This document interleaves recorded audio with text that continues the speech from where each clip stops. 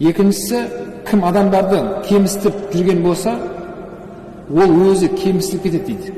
Екіншісі.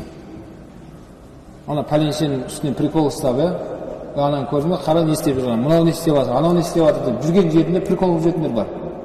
Әсіресе құрдастар арасында көп жүреді сол. Отырған жерде мысқылдап бір-бірін кемістіп отырады. Ішінде біреулер болады осындай. Сол жігіттердің құлаған алдын сырған қыз бала болуы мүмкін, ер бала болуы мүмкін, байқау керек екен. Омар айтып жатыр. Біреулердің үстерінен күлемін деп, сен өзің ертең күлкіге қалатын адам боласың дейді. Сен өзің сондай адамға айналып қаласың.